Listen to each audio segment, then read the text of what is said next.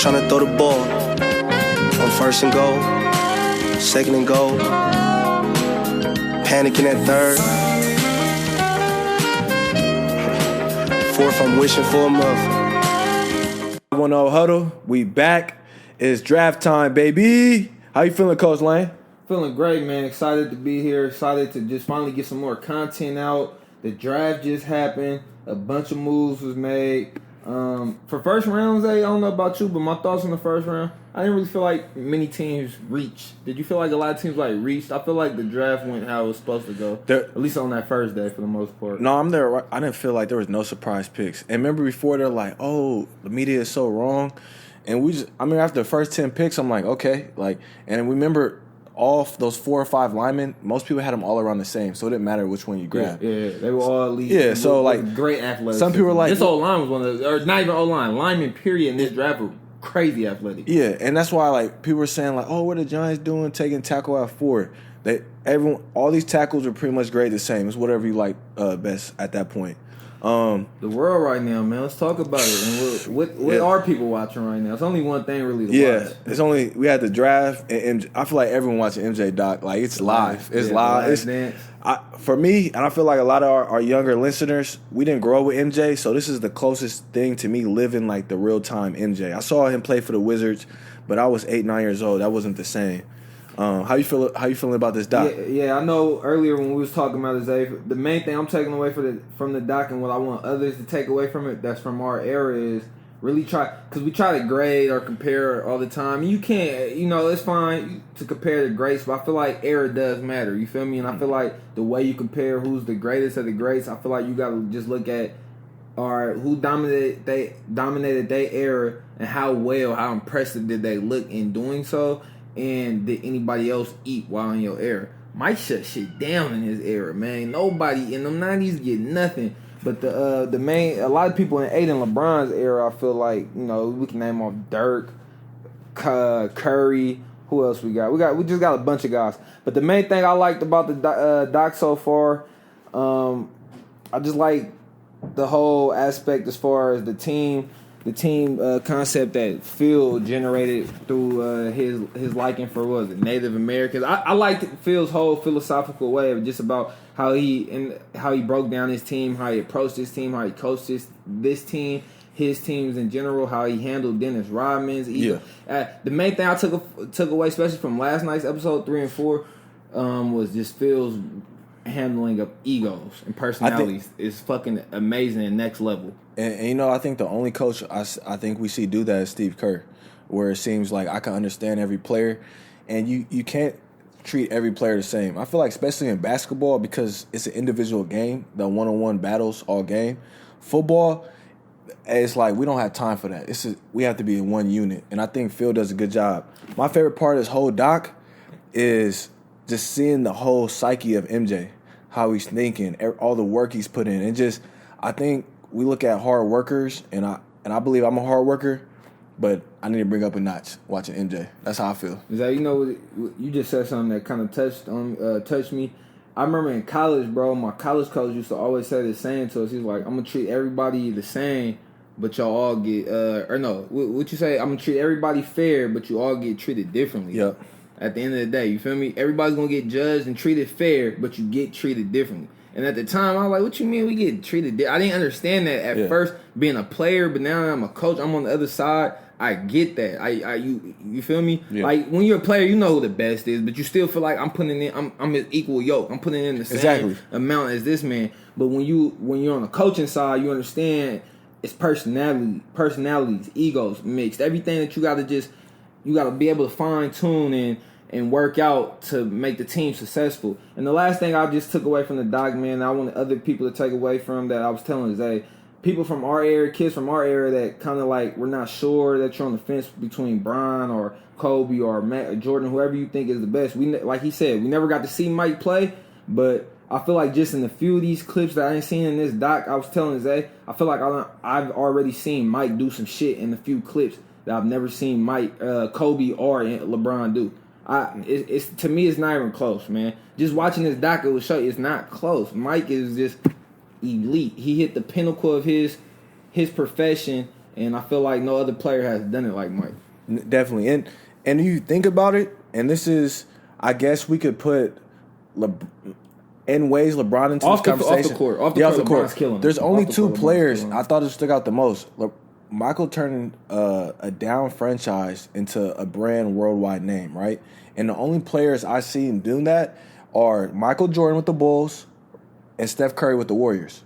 Because prior to Steph being there, we had our We Believe time. Warriors were good back in the 70s, but they weren't looked at as a top NBA brand. Now they are for what Steph and the whole culture.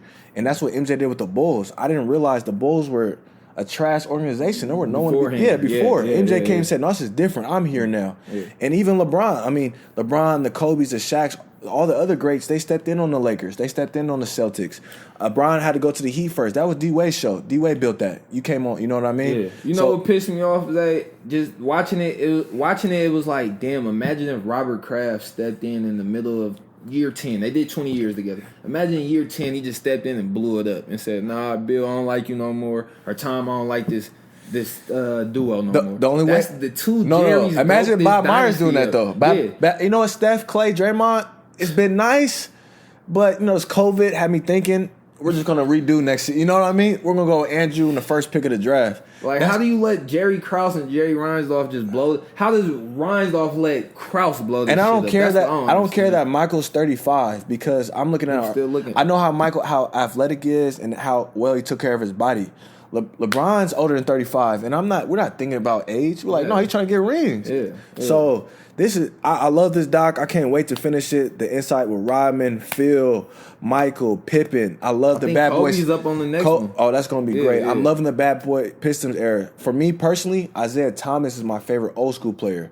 Side note, I was named after him. That's why I've looked into him. Like, he's a pure dog. Isaiah don't get his due, man. Isaiah is one of the only players that beat so-called face of the franchise, face of the league players. Yeah. He beat Mike, Magic, and Larry in their prime. He didn't catch them when they was old. He beat all three of them cats in their prime. Hey, we only know one of the person that did that. Wardell. KD wasn't gonna get through the Warriors, so fuck it. I'm about to go join them. Brian might have 5 reasons it wasn't for this man. This is exciting. Make sure y'all keep watching it. I mean, if y'all listen to our podcast, we know you listen to the doc. So let's get right into it. So a little rundown. We got our Raiders draft talk, Niners. We're going to go into which rookie QB will have the best year. Deep dive into Joe Burrow with the Bengals. And then we're going to give a shout out to all the local talent that got drafted. We want to, congratulate everyone for their hard work and representing the Bay Area. And then quick rapid fire to end it off. So let's get it right into it. Let's start with the Raiders draft. Man, you want to start this one off? How you feel? You talked about you love the Raiders draft. Yeah, I said I love how you guys picked. You guys were one of my favorites as far as how you guys drafted because you guys drafted for need, and I feel like you got better where you at those needs. The one question mark I did have, just because I feel like it was a classic Al Davis pick, was the Ruggs pick over the other plethora of receivers that was still out there in Lamb. I think you guys left Judy on the board. Oh, excuse me. You guys left Judy on the board. But I was fine with it. I just thought it was a classic Al Davis pick going for speed. But the more I've watched Ruggs over the last few months, when I first got a glance of him, I just thought he was a gadget guy, speed guy. But the kid can definitely play and he can freaking fly. I love the Arnett pick. I think his teammate was a little better. Okuda, how you say it? Okuda, yeah. Okuda. I felt like Jeff moved a little more smooth, a little more smoother at the position, at the DB position. But I love Arnett. He's physical and he's bigger than Jeff as well. So I definitely like big corners. And I love the Amik Robertson pick too. I know that you were very high on him, Zay. I love Ball Hawks. I love him. And then the Brian Edwards pick. We both kind of really got on to him from Crocker. Our guy Croc put us on with him. Brian Edwards is a dog. I love that pick. I love you. I love the way you guys drafted, Zay. I can't say enough about this draft. I don't think Mayock and Gruden doing their thing so far. It seems like when Mayock came on board, it's like Gruden focus on the coaching. I got the players, and we're gonna work together to find the players that fit right for you. First, I want to start with Ruggs. If people listen to me back in our late February, early March pod, I said Ruggs was my favorite receiver in the draft. And the reason being is when I watch Ruggs' tape, it's very similar to Antonio Brown's tape at Central Michigan. And I think he'd be that. The reason being, he run the whole route tree from the slants, the deep comeback, the screens. He can do everything. And the stat that stuck out to me with Ruggs more than any other receiver in this draft, more than Judy, more than CeeDee Lamb, he had the lowest drop rate out of any receiver in the draft class. That's huge to me. And second, out of CeeDee Lamb and Judy, he ran the most routes from outside. So a lot of people don't realize this. With Judy and Lamb, they look pretty, they see the stars, but they ran 80% of their routes from the slot. And so if you're drafting a guy to be, your dog, your alpha, you don't want him in the slot. And I think that was the knock on Judy. And the big thing with Judy was, and you guys can go out and check for yourself, Judy doesn't catch 50-50 balls. Ruggs has one-hand grabs. He's caught it multiple one-hand grabs. He's caught in 50-50 balls at Alabama. And CD, to me, CD wasn't the complete receiver that's going to help the Raiders in the long run. We need to get more explosive. To your Damon Arnett pick, I love the pick. Damon Arnett allowed the lowest completions percentage in college football in man coverage. He's a true man-to-man corner. He's a beast. If anyone hasn't watched his game against Clemson, go watch Arnett and man coverage against Clemson last year. Absolutely amazing. I think he has the potential to be better than Jeff Okudah based off his athleticism. Okudah has better technique, but at the end of the day, it's a little more fluid. That's a lot. Not a little more. He is more fluid. He is. Yeah, that's a good point. Arnett likes to grab a little bit too. He can be a little handy. He can. He can be a little handy. He's physical, and I think he reminds me. If you watch Trayvon Mullen, they're almost identical how they played last year. Trayvon was a good rookie corner, and then Bolden. I think a lot of people saw him as like, oh, what's the Lynn Bolden from Kentucky? He's a quarterback, he's a receiver. Mike Mayock addressed this. Lynn Bolden's going to be the 1-2 punch with Josh Jacobs. He's going to be a punt returner, kick returner. Put him in the slot. He's going to be a great weapon. Brian Edwards, one of my favorite picks. For Raider fans, get ready to see more jump balls next year. You're going to have Waller, you're going to have Ruggs, and Brian Edwards is a beast. I think the first 5 plays, you just Google him, are all one-hand catches. Unbelievable athlete. 6'3", 215. With speed, fluid hips. Tanner Muse, I love the physicality. He's going to come in and play linebacker, safety, special team ace. You need those dogs on your team, right? He's the guy that's going to force that fumble late in the game on special teams that turns the game around. You need those guys. And also, he's athletic as hell. Ran low 4.4, 215. Then a Mick Robertson. That was my Ruggs and Mick Robertson were my favorite picks in the draft. I want you to learn Mick Robertson's names real fast. I think he's going to beat Joyner out for that nickel spot. Joyner could be a surprise veteran cut. That's how much I believe in this kid. And down in Louisiana, they called him Tyrann Mathieu 2.0. He does everything. Who y'all going to put in free? I thought, we signed Damaris Randall, and we got Jonathan Abram. Y'all signed the boy from Randall? Yeah, from Cleveland? Yep. So the Raiders got a complete secondary. Quarantine got me out the loop. Hold on, I did not see that. I think I do remember seeing that pickup. And this question I got for you, D-Lane. What draft class do you think is going to be better, this year's or last year's? For me, I'm going this year. And last year, to me, was an amazing class. I would just say this year just because I feel like this year has more playmakers with the ball in their hands. Last year, you built both sides of the ball. This year, you got guys that can come in and instantly make it. Just based off last year, because you've seen a few guys like the Terry McLaren's, the few guys that were sprinkled throughout the draft last year that can make a gameplay change and play or whatever. Yeah. It's a bunch of guys in the draft this year that can do that can make game-changing plays. That's all I was trying to say. Game-changing plays, it's a bunch of guys that can make those type of plays this season in this draft right now. No, I 100% agree. I think this is going to be better. I think this year we built out, look, this is our playmakers. This is how we're going to compete.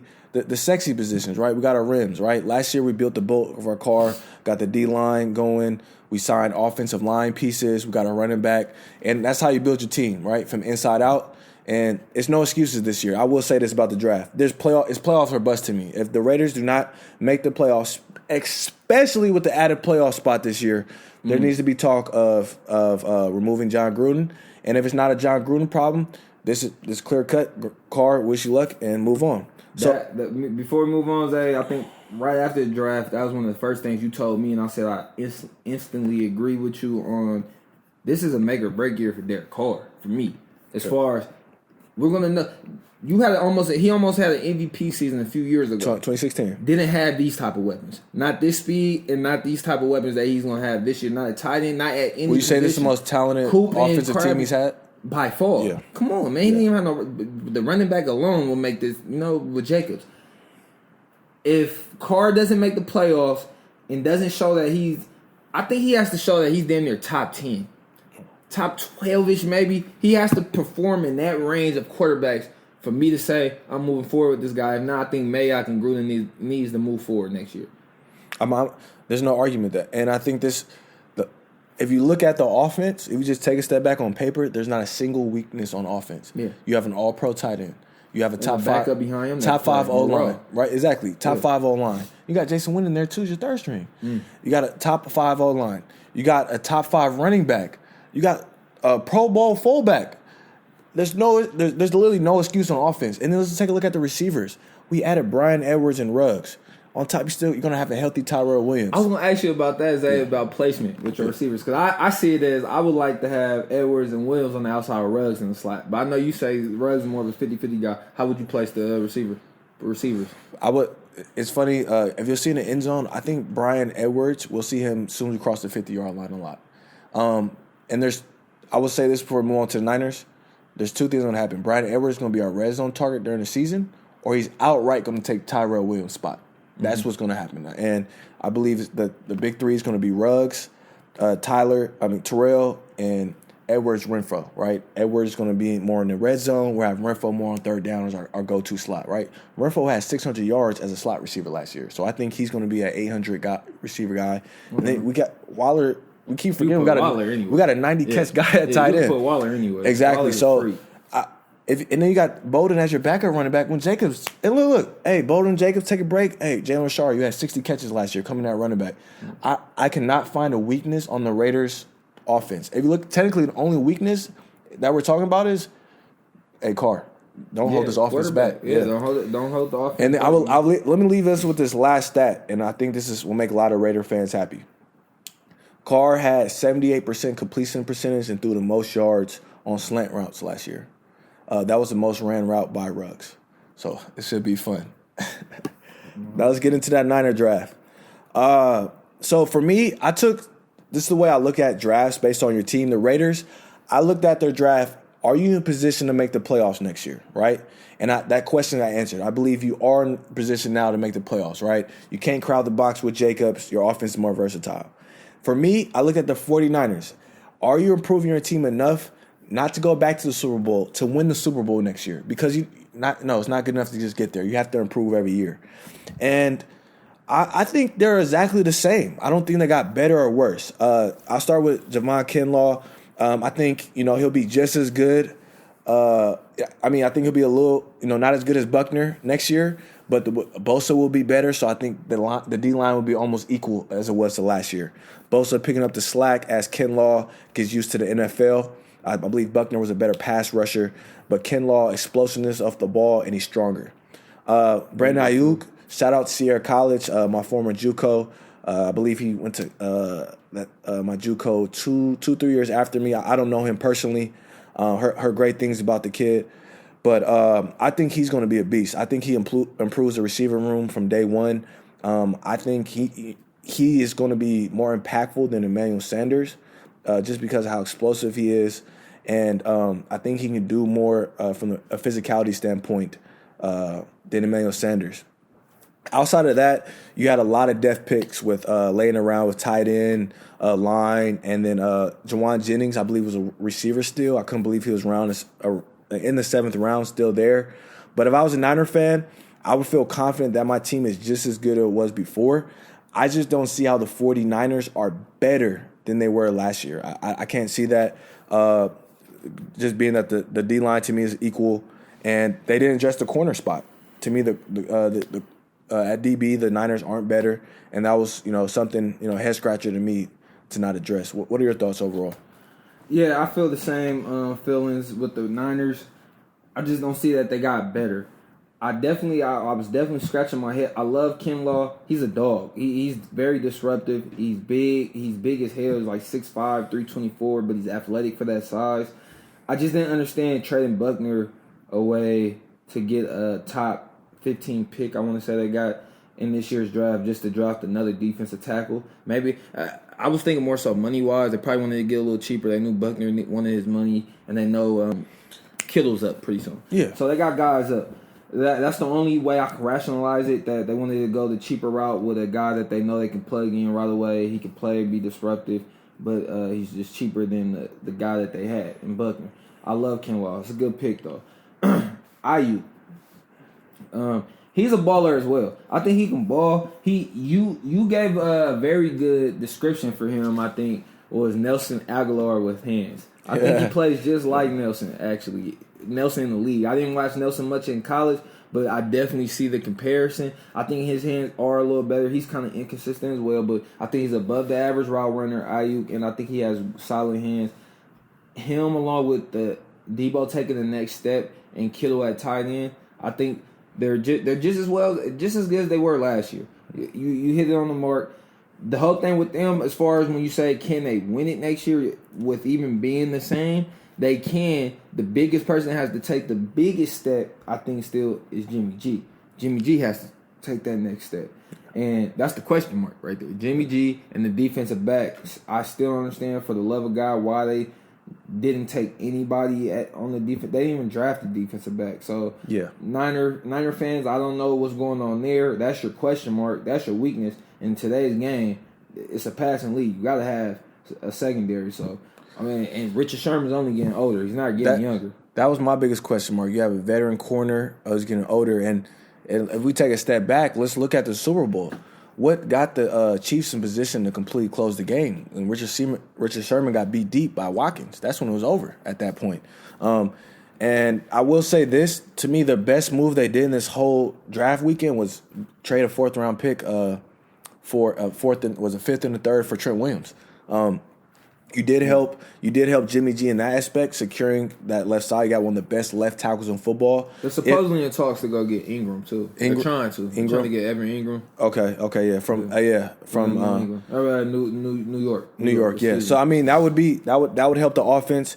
I would for me, it seemed like they were iffy. They're trying to be that balanced team, and in NFL, I don't see balanced teams as dominating. We're seeing teams, hey, look, we do offense really well, and we're going to have an average defense, but we're going to be the best at offense. And it seems like the Niners are, it comes from John Lynch. John Lynch has been on balanced teams. When he was with the Broncos, they had a balanced attack, rushing offense, a quarterback, and a defense. When he was with the Buccaneers, they had a dominant defense and a very good offense. So I understand he wants to build this balanced team with the 49ers, but what are you really good at? I know you have a really good D-line. Outside of that, I don't say – yeah, you have a good defense, but you don't have a top pass defense, right? You have a good rushing offense, but you don't have a top passing offense. So what are you really good at? I think the Niners – if I was the Niners, I would have – hey, we're going to go all in on offense then. We're going to get Trent Williams. Our first two picks at 14, I'm not going to draft Kinlaw. I'm going to draft a playmaker. You know what?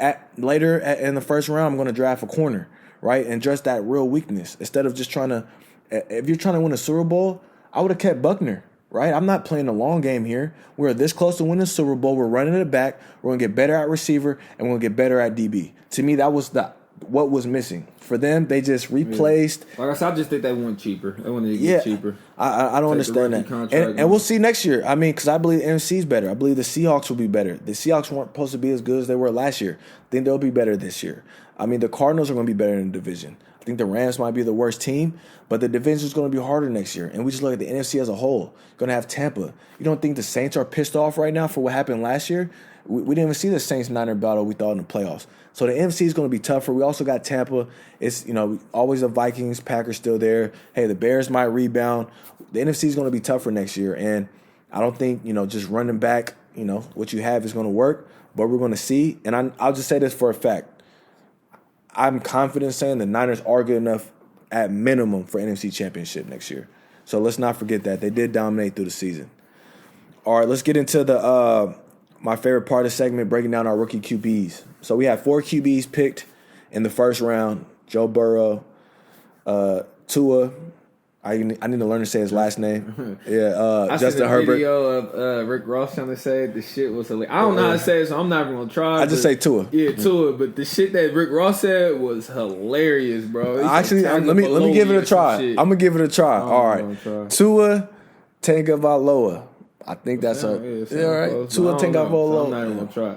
All right, all my poly people out there, I'm sorry. Please correct me. No disrespect.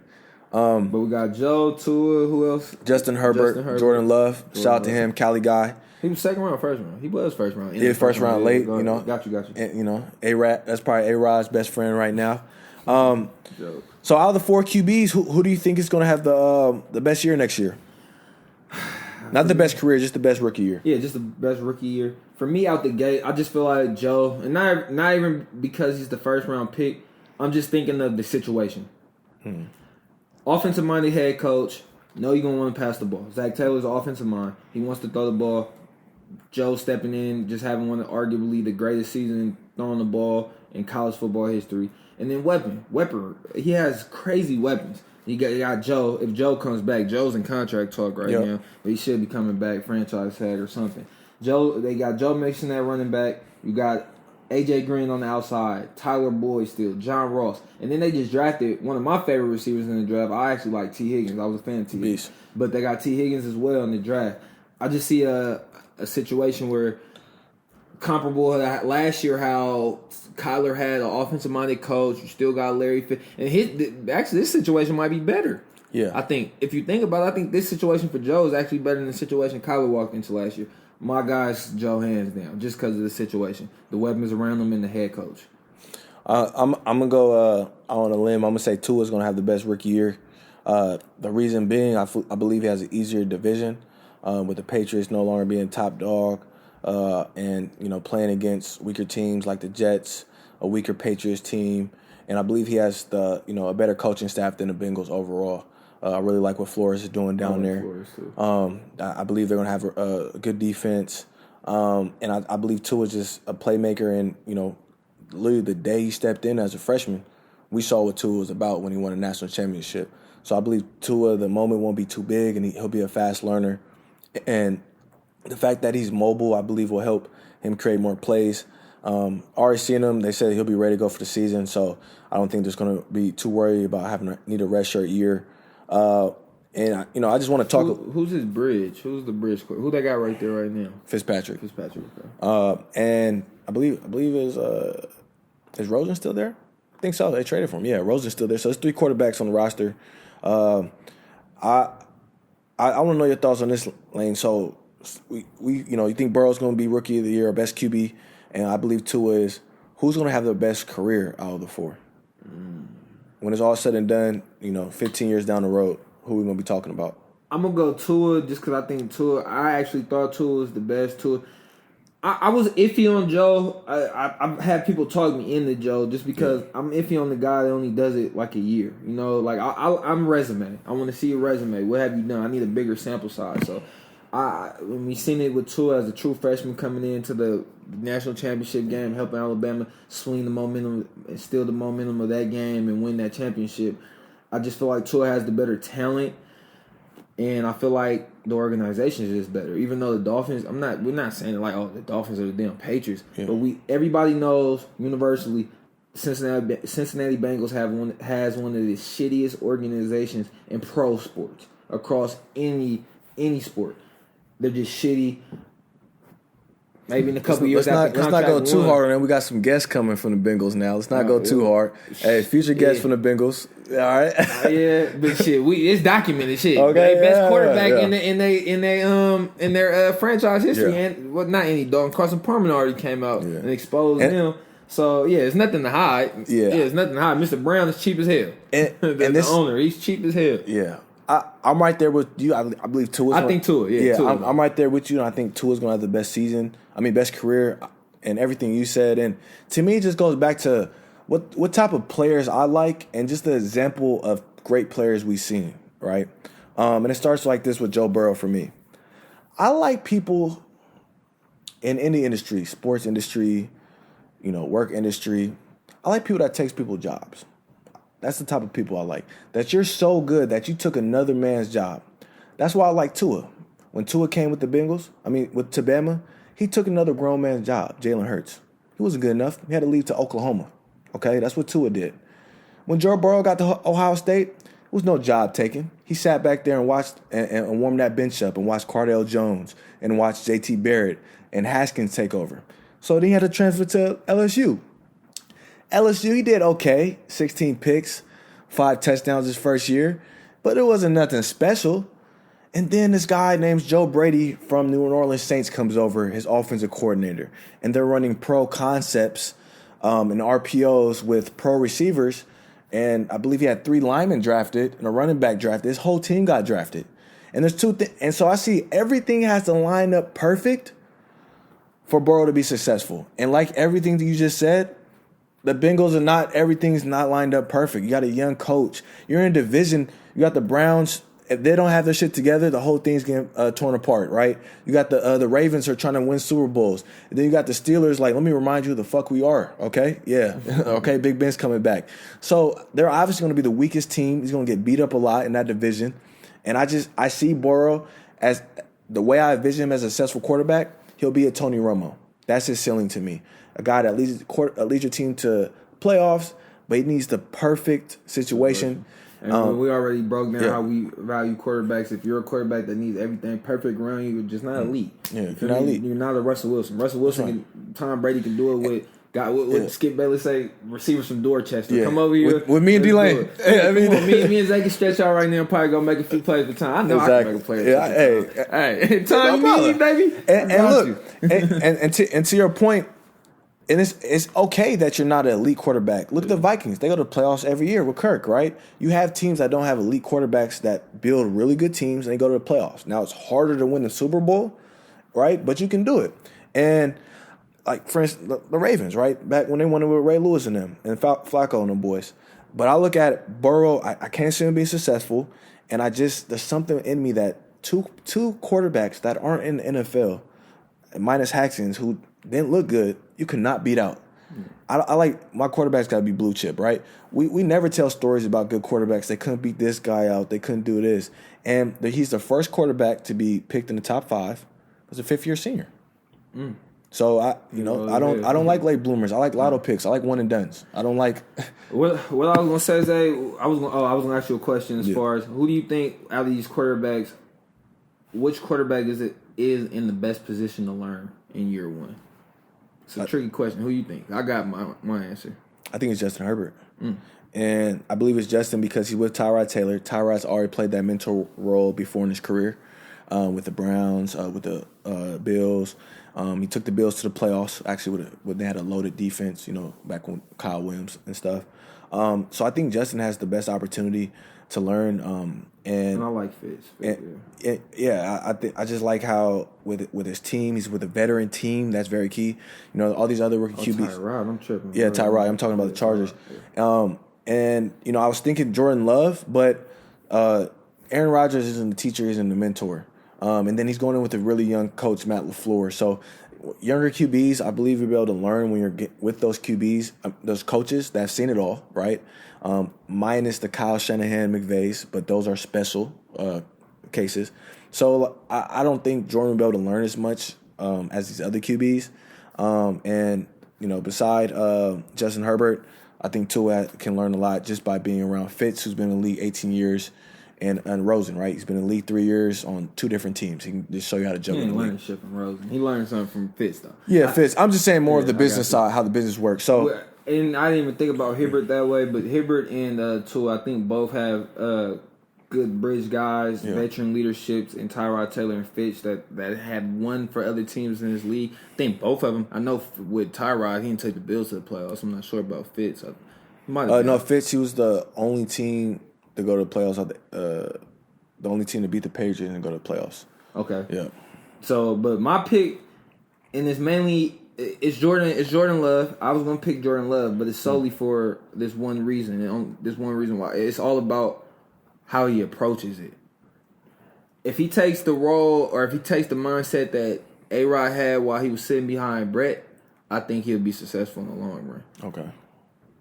Aaron we all know he dates the hotshot wife. He's a Hollywood guy. We all know A-Rod. He's a persona. He's a big, and we all are immediately getting the feeling that he's going to shun the kid as soon as he gets there, the same way Brett did him. But if I'm the kid, I'm taking it as, bro, I'm sitting back, I'm taking notes. I'm watching everything this guy does. Yeah. Everything. I'm detailing this shit out. He ain't even got to say nothing to me. I'm going to watch him. I just feel like if Love takes the right approach and doesn't take it personal as far as A-Rod shutting them off, because I feel like the best respect the starting quarterback A-Rod can do for him is to compete his ass off and keep balling how he been balling his whole career. Don't think make this kid think shit sweet. You can just walk in here, you a first round pick, in a year or two you can get my job. No, I think the best thing he can do is compete at a high level.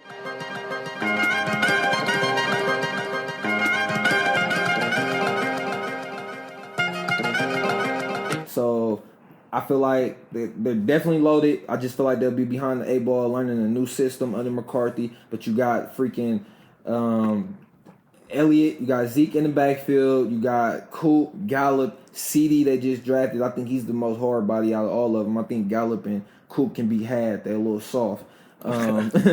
And Jarwin is actually an athletic freak. Yes. They're tight end. He can actually ball as well. So the offense is loaded. I think the offense is loaded. It's just about picking up McCarthy's new system in a short offseason. Yeah, I think it's loaded. And just like Derek Carr, and we've talked about Dak Prescott a lot, there's no excuse. You got playmakers across the board at receiver. You got a running back, O-line. Let's go.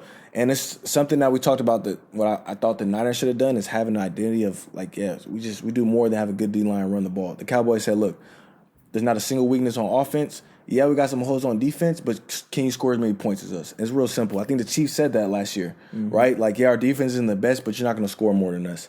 Let's go to the Chiefs. Like I said, they won the Super Bowl, so the only expectation next year is back-to-back. Are they better? And go ahead, get us going. I think they're just as good, if not better. I like that model that you say. Can you outscore us? Can you do that? And I think a lot of teams moving forward might take that new mantra of, all right, we're going to put up points and get 2 to 3 elite defenders that can do it almost at every look. Because that was basically the identity of the Chiefs last year. We're throwing the hell out this ball. Can you outscore us? We got Badger and Chris Jones and Frank Clark. That 2 to 3 guys that are real elite on that side of the ball that can get the job done and hold it down at each level.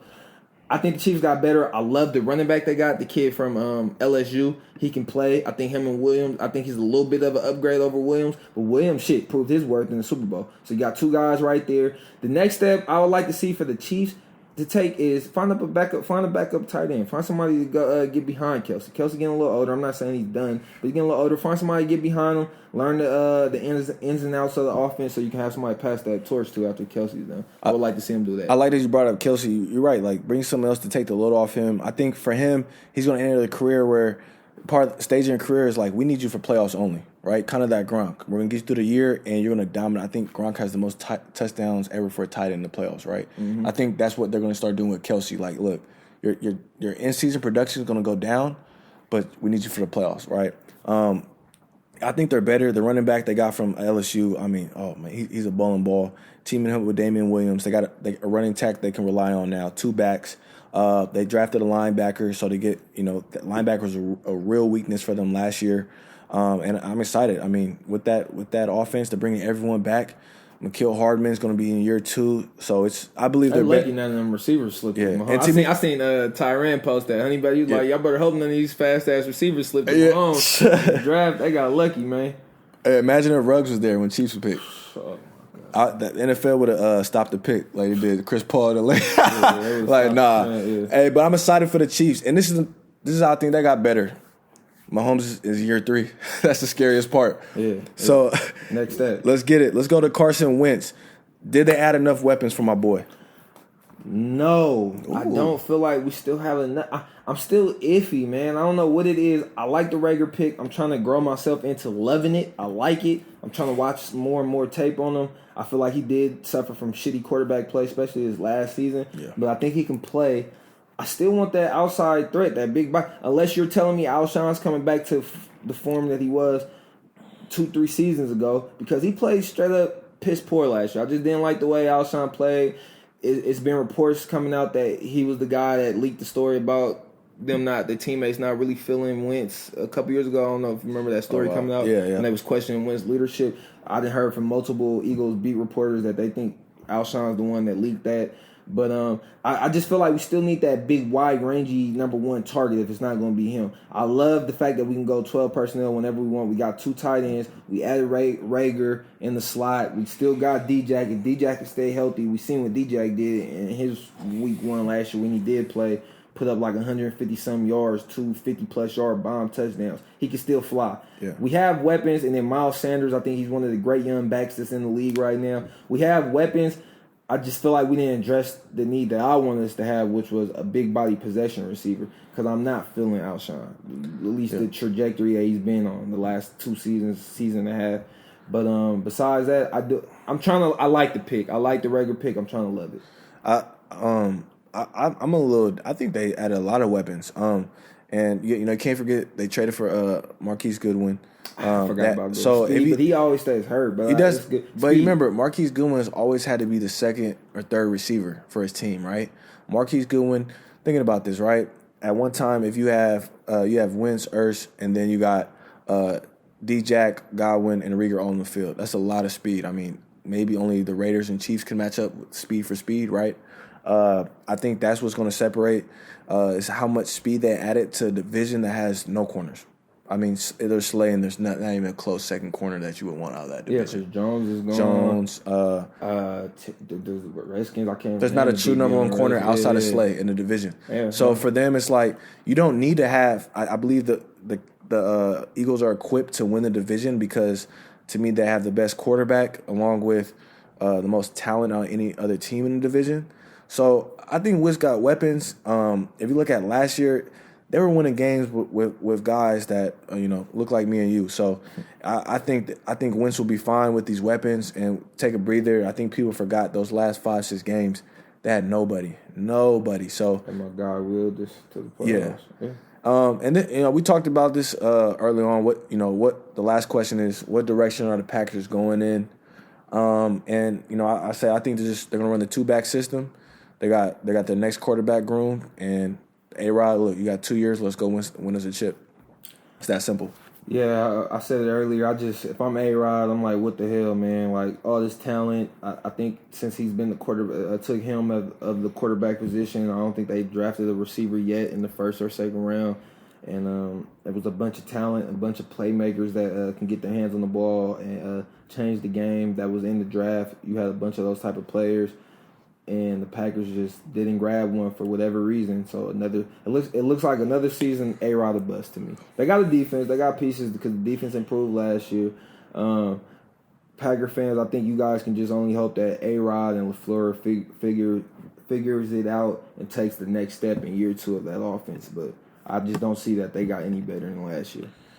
Yeah, I mean, I think if you look at LaFleur, he comes from a running background, the Rams, the Titans, Kyle Shanahan. So they want to run the ball. And I think in our heads, we want, since Aaron Rodgers is such a good QB talent, we want them to, be adding talent like the Eagles, like the Cowboys, Raiders, Chiefs, right? All this. But every team has their philosophy. Like, no, we want to run the ball, right? And same reason, we thought the Niners should have added, way more playmakers for Jimmy, right? But no, we have our, they want to run the ball. So that's how I'm looking at it. It sucks for Aaron Rodgers because I think with the way the rules are, I would love to see Aaron Rodgers in 2020 with a loaded offense. That'd be so much fun to have, that. We're not going to see that. We're probably going to see it. Let's not forget, they won 12 games last year. Excuse me, 13. They won 13-3. So we're saying, what's wrong with the Packers? If you're the GM head coach, listen, motherfuckers, we was in the NFC Championship and, fought back at the end, and you acting like we had a bad draft. We felt like we were 1-2 pieces away, right? So from the team perspective, they're probably talking different. Like do nothing. So they're probably hearing us talk like, what do you mean? We're in the NFC Championship. So we're going to see. It's going to be exciting. I just hope, we don't get a waste of A-Rod's last 2 years. And for some reason, it's starting to feel a little Kobe-ish. We're just trash the last few years with your team. You know what I mean? Like, that's how I felt with Kobe's last few years. It just felt, You know, I mean, he did go 13. Like I said, I want to see better weaponry around him. Man. I want to see like elite. Did it feel like a quiet 13-3? It did. No, you remember because that's why we said it was holes on the defense. Like you could run through their ass, you could run all over them. It was like we said that it was like they're one of the funniest 13-3 teams ever. Felt like that. So I don't know, man. They didn't win it, and you didn't get to it, so you need to get better. Simple. I don't give a damn if you feel like you went 13-3, you was right there. You didn't get to the big dance and you didn't win it, so you need to get better. And really conservative move to me drafting Love. Like I understand playing for the future, and hey, if Love to them is, hey, this is our Pat Mahomes, this is our guy. Hey, I saw another Josh Allen with some athleticism, but hey, we'll see. I want to thank everyone for listening and supporting our pod. We reached 3,000 downloads today, so that's really big. We want to thank you. And we're going to have more content coming out for you. Obviously, the COVID messed a lot of stuff up. Me and D-Lane are trying to practice, the shelter in place. But we got more content coming. Anything you want to add, D-Lane, before we head out? No, I'm great, man. What, June, July, still look out for that Last Chance U on Netflix. That's still coming. All right, y'all. Hey, y'all be safe out there. Keep your hands clean and washed. Still went for it. It's time to change the club.